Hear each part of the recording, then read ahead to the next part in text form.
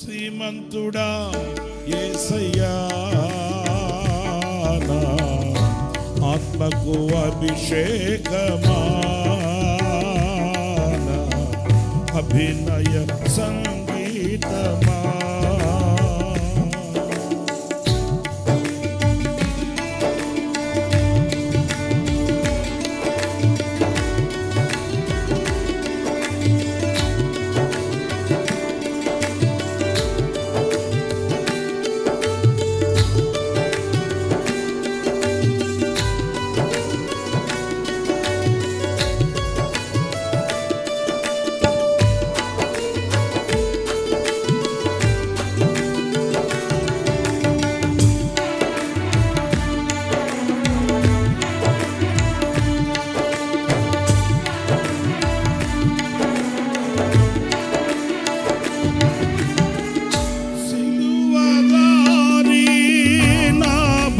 పీఠమా నీ రక్తపు కోట నాకు నివాసమా సిలువదారి నా బలిపీఠమా నీ రక్తపు కోట నాకు నివాసమా నన్ను నీవు పిలచిన పిలుపు రహస్యమా ఇది ఏ నీ త్యాగ సంకేతమా నన్ను నీవు పిలచిన పిలుపు రహస్యమా ఇది ఏ నీ త్యాగ సంకేతమా శ్రీమంతుడా యేసయ్యా నా ఆత్మకు అభిషేకమా అభినయ సంగీతమా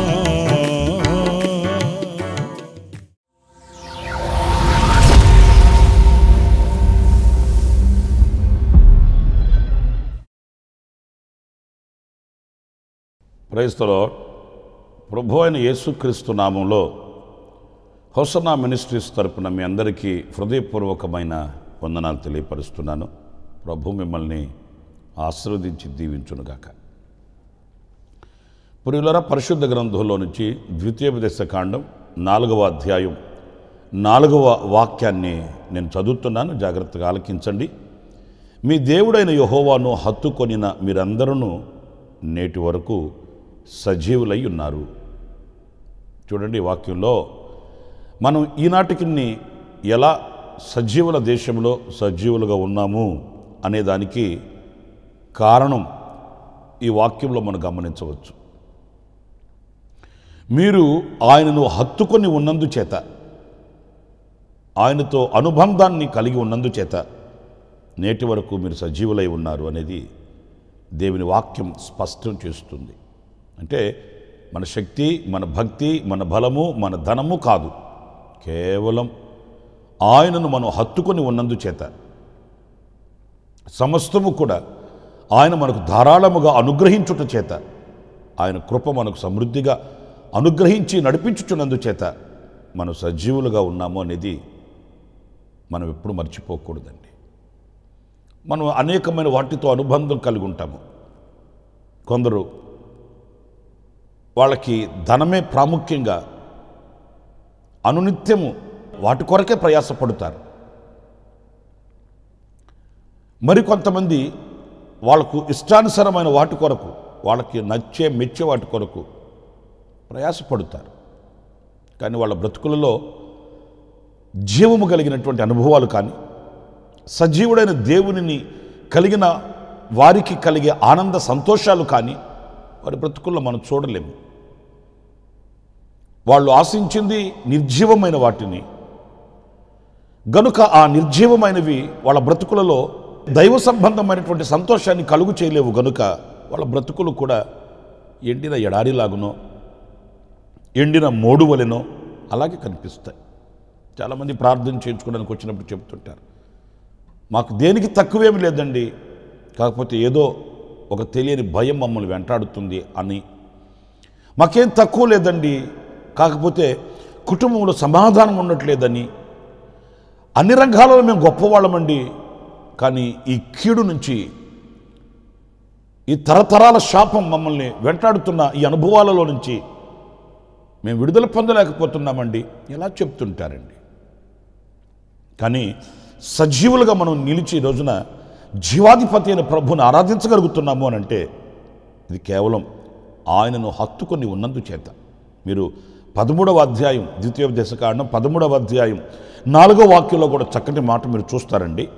మీరు మీ దేవుడైన యెహోవాకు లోబడి ఆయనకే భయపడి ఆయన ఆజ్ఞలను అనుసరించి ఆయన మాట విని ఆయనను సేవించి ఆయనను హత్తుకొని ఉండవలెను.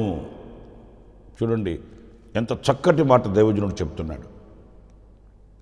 మీరు ఆయనకు లోబడి ఆయనకు భయపడి ఆయన ఆజ్ఞలను అనుసరించి ఆయన మాట విని ఆయనను సేవించి ఆయనను హత్తుకొని ఉన్నప్పుడు మీరు సజీవులై ఉంటారు. జీవం మీలో ఉంటుంది, మరణం మీలో పొడచూపదు. భయము, ఆందోళన, కలవరము, కన్నీళ్లు మన బ్రతుకులలో చోటు చేసుకోవు. ఒక జీవము కలిగిన అనుభవాలలో సజీవుల మధ్య ఉండే ఆ స్తుతి మన నోట ఉంటుంది. ఆయనను మహిమపరిచి ఆరాధించగలుగుతాం, గణపరచగలుగుతాము. ప్రియమైన దేవుని బిడ్డలారా, మరి ఈ రోజున మనం దేనిని హత్తుకొని ఉన్నాము? లోకాన్న, ధనాన్న, బలాన్న, లేకపోతే మన ప్రభువుని హత్తుకొని సజీవులమై ఆయన స్తుతించగలుగుతున్నామా అనేది మనం ప్రశ్నించుకోవాలి. దైవజనుడు ఇశ్రాయేలీయులకు చక్కటి మాట చెప్తున్నాడు. మీరు ఆయనకు లోబడి భయపడి ఆయన మాటలను అనుసరించి ఆయన సేవించి ఆనాడు మీకు కలిగే ఆ ఆశీర్వాదాన్ని మీరు అనుభవించండి. ఆనాడు మీకు కలిగే దీవెనను మీరు వశపరచుకోండి. ఆయనను హత్తుకుని ఉంటే కదా. యేసుక్రీస్తు కూడా చెప్పాడు, నేను నిజమైన ద్రాక్షావళిని, మీరు నాలో అంటు కట్టబడిన వారైతే బహుగా ఫలిస్తారు. అంటు కట్టబడని ప్రతి తీగను నా తండ్రి కత్తిరించి అగ్నిలో పరవేస్తాడు. నిజమే, ఆయనతో అంటు కట్టబడిన వారమై, ఆయనతో ఏకమై, ఆయనతో లీనమై మనం ఆయనతో హత్తుకొని బ్రతుకున్నప్పుడే మనం బహుగా ఫలించగలుగుతాము, ఫలములు కలిగి ప్రకాశించగలుగుతాము, దీవెనకరమైన బ్రతుకుని మనం ప్రత్యక్షపరచగలుగుతాము. మీరు పరిశుద్ధ గ్రంథంలో రాజైన హిజ్కియాను గురించి మీరు ఈ మాటలు చదువుతారండి. రాజుల 2వ గ్రంథం 18వ అధ్యాయం 6-7 వాక్యాలు నేను చదువుతున్నాను. చూడండి. అతడు యెహోవాను హత్తుకొని ఆయనను వెంబడించుటలో వెనుతిరుగక ఆయన మోషేకు ఆజ్ఞాపించిన ఆజ్ఞలన్నిటిని గైకొనుచుండెను. కావున యెహోవా అతనికి తోడుగా ఉండెను, తాను వెళ్ళిన చోటనెల్లా అతడు జయము పొందెను. ప్రియ సహోదరులారా, చూడండి, ఈయన యెహోవాను హత్తుకొని ఆయనను వెంబడించుటలో వెనుక తీసినవాడు కాదట. రాజుల చరిత్రలో అపజయాలు, జయాలు అనేవి సర్వసాధారణం. కానీ హిజ్కియా జీవితంలో మనం చూస్తే ఆయన వెళ్ళిన ప్రతి చోట అతనికి జయమే కలిగిందంట, అపజయం లేదు. తాను వెళ్ళిన చోటల్లా, ఎందుకంటే యెహోవా అతనికి తోడై ఉన్నాడు. ఎందుకు తోడై ఉన్నాడు? రాజైన హిజ్కియా దేవునిని హత్తుకొని ఉన్నాడు. ఆయనను హత్తుకొని ఉన్నందుచేత తాను వెళ్ళిన చోటల్లా జయమే కలిగింది, విజయమే అతని వశమైంది. ఎక్కడ అనర్థాలతో, అపజయాలతో, ఆందోళనతో, ఆవేదనతో తిరిగి రాలేదు. విజయ పదంలో ఆయన ముందుకి సాగుతూ వచ్చాడు. ఈరోజు మనం ప్రారంభించే, చేపట్టే, తలపెడే ప్రతిదీ విజయవంతంగా మనం చేయగలుగుతున్నామా? దానికి కారణం ఏంటి? దేవునికి మనకు ఎడబాటు కలిగినందువలన కాదా? దేవునికి మనకు సహవాసం లేనందువలన కాదా? దేవునితో మనకు అనుబంధం కరువైనందువలన కాదంటారా? పరిశీలించుకోవాలి. ఆయనను హత్తుకుని వాళ్ళు జయము కలిగి బ్రతుకుతారు, విజయవంతమైనటువంటి జీవితాన్ని ప్రత్యక్షపరచగలుగుతారు. అందుకే మనం ఆయనను హత్తుకోవాలి, సజీవులమై ప్రభువును స్తుతించాలి. మరొక మాట నేను మీకు పరిశుద్ధ గ్రంథంలో చూపిస్తాను. కీర్తనల గ్రంథం 119వ కీర్తన 25వ చరణాన్ని చదువుతున్నానండి. నా ప్రాణము మంటిని హత్తుకొనుచున్నది, నీ వాక్యము చేత నన్ను బ్రతికించుము. పిల్లలు చూడండి, ఇక్కడ దైవజనుడు కాస్త ఆవేదనల మధ్యలో ఆయన పలుకుతున్న మాటల్ని మనం గమనించినప్పుడు, నా ప్రాణము మంటిని హత్తుకొనుచున్నది, నీ వాక్యము చేత నన్ను బ్రతికించు. ప్రభువుని హత్తుకొనవలసిన అనుభవాలలో కాకుండా ఇక్కడ ఆయన శోధింపబడుతున్నాడు, పరిశోధింపబడుతున్నాడు, పరిశీలింపబడుతున్నాడు, పుటమ వేయబడుతున్నాడు. ఆయన బాధాదృక్పథమైన హృదయంలో నుంచి వచ్చే మాట, నేను మంటిని హత్తుకొనుచున్నాను. ఇప్పుడు నన్ను బ్రతికించేది నీ వాక్యమే. అంటే ఆ వాక్యము మనల్ని దేవునితో హత్తుకునేటట్లు చేస్తుంది, సజీవులుగా మనల్ని ఉంచుతుంది. మంటిని హత్తుకొనుచున్నాను అంటే అర్థం ఏంటంటే, నేను ఇక సమాధుల్లోనికి దిగిపోవచ్చున్నాను, నేను మట్టిగా మారిపోయే దినాలు ఆసనమవుతున్నాయి, నన్ను బ్రతికించు, నన్ను బ్రతికించు, నన్ను బ్రతికి వాక్యము చేత నన్ను బ్రతికించు, నీ వాక్యము చేత నన్ను బ్రతికించు. నా ప్రియమైన సహోదరులారా, మనము ఆయనను హత్తుకొని సజీవులమై ఉండేటట్లు మనల్ని బ్రతికించే వాక్యం. నేను అనకూడదు, చాలామందికి వాక్యం మీద శ్రద్ధ ఉండదు, వాక్యం మీద ఆసక్తి ఉండదు. వాక్యాన్ని హత్తుకొని వాక్యంతో చెలిమి కలిగి వాక్యంతో బంధం కలిగి బ్రతకలేరండి. బ్రతికించేది వాక్యం అన్నప్పుడు ఆ వాక్యాన్ని ఎందుకొని హత్తుకొని బ్రతకలేకపోతున్నాము?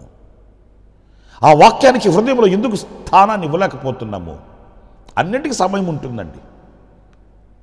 ఉదయం మనం మరణమనే పడకల మీద నుంచి లేచామంటే మరలా మరణమనే పడకల మీదకు వెళ్ళేంత వరకు ఎన్ని కార్యకలాపాలో. కొంతమంది చక్కగా వాళ్ళు టైం టేబుల్ వేసుకున్నట్లుగా వేసుకొని చక్కగా వాళ్ళ కార్యక్రమాలు చేసుకుంటారు, కానీ దేవుని వాక్యం దగ్గరికి వెళ్ళేసరికి సమయం ఉండట్లేదు. దేవుని వాక్యం దగ్గరికి వెళ్ళేసరికి ఆ వాక్యానికి హృదయంలో స్థానం ఉండట్లేదు, విలువ ఉండట్లేదు. మరి ఏంటి మనల్ని బ్రతికించేది, మనల్ని సజీవులుగా ఉంచేది ఏంటి? వాక్యం కాదా? మనం బ్రతికి బట్టగట్టి ఈ రోజున సజీవుల దేశంలో సజీవులుగా నిలవాలి అని అనుకుంటే మనకు కావలసింది జీవము కలిగిన వాక్యం కాదా? అందుకే కీర్తనకారుడు, నేను మంటిని హత్తుకొనుచున్నానయ్యా, ఇప్పుడు నాకు నీ వాక్యం కావాలి, నీ వాక్యం చేత నన్ను బ్రతికించు, నన్ను జీవింపచేయి. ప్రియులారా, ఎప్పుడైతే వాక్యంతో మనం హత్తుకొని బ్రతకగలుగుతామో ఆ వాక్యం జీవము కలిగింది. మన ఎముకలకు, నరములకు, అలాగే మన సర్వ శరీరానికి మాత్రమే కాదు, మన ఆధ్యాత్మికమైన జీవితానికి జీవాన్ని ప్రసాదిస్తుంది. జీవవాక్యం, జీవింపచేయు వాక్యం, సజీవులుగా నిలబెట్టే వాక్యం, మనల్ని సజీవులుగా సంచరింపచేసే శక్తి గల వాక్యాన్ని మనం హత్తుకొని బ్రతకాలి. ఈరోజు మన కుటుంబాలలో ఎంత వాక్యానికి మనం విలువనిస్తున్నాము? మన వ్యక్తిగత జీవితంలో నాకు కొంతమంది తెలుసండి, వాళ్ళు ఎంత పనిలో ఉన్నా, ఎన్ని కార్యక్రమాలలో ఉన్నా, వాళ్ళు ఎంత బిజీగా ఉన్నప్పటికీ కూడా వాక్యాన్ని ధ్యానించుకుంటూ, వాక్యాన్ని స్మరించుకుంటూ ఆ వాక్యపు నీడలో బ్రతుకుతున్న వ్యక్తులు నాకు తెలుసండి. మనం పరిశుద్ధ గ్రంథంలో కూడా అదే చదువుతాం కదా, యెహోవా ధర్మశాస్త్రమునందు ఆనందించుచు దివారాత్రులు దాన్ని ధ్యానించువాడు ధన్యుడు. నీటి కాలంలో ఎవరన్నా నాటబడిన చెట్టు వలె అతడు ఆకువాడక తన కాలముందు ఫలమిస్తాడని వాక్యం చెప్తుంది. దివారాత్రములు ధ్యానించడం అంటే ఇక బైబిల్ ముందేసుకుని కూర్చొని ఇక ఆ పని మీద ఉండమని కాదు. మనం ఏ పని చేసినా మన మనసులో వాక్యపు ధ్యానం ఉండాలి. ఏ కార్యక్రమంలో మనం ఉన్నా దేవుని వాక్యము యొక్క ఆ జ్ఞాపకాలు మన హృదయంలో మెదులుతూ ఉండాలి. ఆనాడు మనం నీటి కాలువలో ఎవరైనా నాటబడిన చెట్టు వలె పచ్చగా ఉంటాము, ఫలములు ఇస్తాము, క్షేమము కలిగి మనము చేయునదంతయు సఫలమవుతుందని వాక్యం చెప్తుంది. కనుక వాక్యాన్ని హత్తుకోవడం ప్రాముఖ్యమైన విషయం. నేను 2 విషయాలు చెప్పాను. ఒకటి, మనం యెహోవాను హత్తుకోవాలి. 2, వాక్యమును హత్తుకోవాలి. ఆఖరిగా మరొక మాట కూడా నేను మీకు జ్ఞాపకం చేస్తాను. 119వ కీర్తనలో 31వ చరణంలో కూడా ఇదే వాక్యం మీకు కనిపిస్తుందండి. యెహోవా, నేను నీ శాసనములను హత్తుకొని ఉన్నాను, నన్ను సిగ్గుపడనీయకుము. ఇక్కడ చూడండి, శాసనములు అంటే ఆజ్ఞలు. కొన్ని సందర్భాల్లో మనం కోపం వచ్చినప్పుడు అంటుంటాం, ఏంటి శాసనమా, శాసిస్తావేంటి అంటుంటాము. మరి దేవుని శాసనాలని హత్తుకునే వ్యక్తులు ఎంతమంది అండి? వాక్యాన్ని హత్తుకుంటాము. వాక్యం మనకు ఆదరణ ఇస్తుంది, ధైర్యాన్ని ఇస్తుంది, బలమునిస్తుంది, మంచిది. అయితే అదే విధముగా ఆయన శాసనములను హత్తుకోవడం, ఆయన ఆజ్ఞలను హత్తుకోవడం. మనకు ఆజ్ఞలంటే మనకు భలే చికాకు. ఇంకా ఆదివారం వాక్యం వింటప్పుడు చూడండి, మనం బాగా వాక్యం చెప్తున్నప్పుడు వింటుంటారు. ఏదైనా గనక కండిషన్స్, ఆజ్ఞలు, ఇలా చేయకూడదు, అలా చేయకూడదు, అలా ఉండకూడదు, ఇలా ఉండకూడదు అని గనక శాసనాల గురించి మాట్లాడామనుకోండి, ఏమండే ఇలాగా అన్ని ఆచితూచి పట్టించుకుంటే ఎలా కుదురుతుందండి? ఎవరు చేయగలుగుతారేంటి? అంత అవసరమా? ఇప్పుడు సణుక్కుంటారండి. శాసనాల దగ్గరకు వచ్చేసరికి సణుక్కుంటారు. అదే నువ్వు దీవించబడతావు, ఆశీర్వదించబడతావు, నీకు సంతానం కలగబోతుంది, ఐశ్వర్యం కలగబోతుంది, మిద్ది మేడలు వస్తాయి, కార్లు వస్తాయి, నీ ఇల్లు పొంగిపోతుంది, దీవెన కలుగుతుంది అని చెప్పండి. ఎంత ఉత్సాహంగా సంతోషంగా వింటారో, చప్పట్లు కొడతారు, ఇంకా జేజేలు కూడా కొడతారండి. అదే సందర్భంలో శాసనములను గురించి కనుక ఖండితంగా మనం చెప్పామంటే హృదయంలోనికి ఆ వాక్యాన్ని వెళ్ళనివ్వడు. కానీ దైవజనుడు చెప్తాడు, నేను నీ శాసనములను హత్తుకొని ఉన్నానయ్యా. నేను విచ్చలవిడిగా తిరిగేవాడిని కాదు, నా ఇష్టానుసారంగా నేను బ్రతికే వ్యక్తిని కాదు. నేను నీ ఆజ్ఞలను అనుసరించి నడుచుచున్నాను. నీ శాసనములను నేను ఎన్నటికీ విడిచిన వాడను కాదు, నన్ను సిగ్గుపడనివ్వుకు. నిజమే, ఆయన శాసనములను హత్తుకొని బ్రతికే వ్యక్తి ఎప్పుడు సిగ్గుపడడు. మనం భారం అనుకోకుండా ఆ దేవుని ఆజ్ఞలను అనుసరించి ఆజ్ఞానుసారమైన మార్గాలలో నడిపించబడడానికి మనం శిరస్సు ఉంచినప్పుడు ఆ దేవుని వాక్యం లేక ఆ శాసనములు మన తలపైకెత్తేవే కానీ మనకు తలవంపులు కలిగించేవి కావండి. నా ప్రియమైన సహోదరులారా, మరి దేవుని ఆజ్ఞలను పాటిస్తున్నామా? దేవుని శాసనములను హత్తుకొని ప్రభువా నీ చిత్తమే నాలో నెరవేర్చబడును గాక, మీరు ఎలా చెప్తే అలా చేస్తాను, మీ ఆజ్ఞను నేను శిరస వహించి నేను అనుసరిస్తాను అని సమ్మతి అయిన మనసుతో మనం ముందుకు వెళుతున్నామా? శాసనములను హత్తుకోవాలి, ఆయన వాక్యమును హత్తుకోవాలి, మనం ప్రభువుని హత్తుకొని బ్రతకాలి. అప్పుడు సజీవులుగా మనం స్తుతి చెల్లించగలుగుతాము. అలాంటి కృప నా దేవుడు మనందరికీ అనుగ్రహించునుగాక. ఆమేన్. తలలు వంచండి, చిన్న ప్రార్థన చేసుకుందాం. కృపా సత్య సంపూర్ణుడా, జీవాధిపతి అయిన ప్రభువా మీకు వందనాలు. నైనా మేము నేటి వరకు ఎలా సజీవులమై ఉన్నామనేది మీ వాక్యపు వెలుగులో మేము సరిచేసుకోవడానికి కృపను అనుగ్రహించారు. అవునయ్యా, మేము మిమ్మల్ని హత్తుకొని నేటి వరకు సజీవులమై ఉన్నాము. మా పితరుడైన హిజ్కియా మిమ్మల్ని హత్తుకొని మిమ్మల్ని వెంబడించటంలో ఏనాడు కూడా వెనక్కు తిరిగిన వాడు కాడు. అందుకే తాను వెళ్ళిన చోటల్లా అతనికి జయము కలిగింది. మేము నీ వాక్యమును హత్తుకొని ఉండడానికి సహాయం చేయండి, మీ శాసనములను హత్తుకొని ఉండడానికి సహాయం చేయండి. మీతో మేము, మాతో మీరు అంటు కట్టబడి సహవాస సంబంధము కలిగి మీలో ఫలించుటకు కార్యసిద్ధి కలుగు చేయండి. కృపను అనుగ్రహించండి. మమ్మల్ని ఒక్కొక్కరిని మీ చేతులు సమర్పించుకుంటూ యేసు నామములో ప్రార్థించి వేడుకొనుచున్నాను తండ్రి. ఆమేన్, ఆమేన్. ప్రభు మిమ్మల్ని ఆశీర్వదించి దీవించునుగాక. విశేషమైన కృప నా దేవుడు మీకు అనుగ్రహించుగాక. ఆమేన్. ప్రతి దినము ఈ అనుదిన కృపాను సందేశాల కొరకు ఇంకా మరిన్ని ఆత్మ సంబంధమైన సందేశాల కొరకు ఈ మా యూట్యూబ్ ఛానల్ ని సబ్స్క్రైబ్ చేసుకోండి. Pastor Ramesh ministries.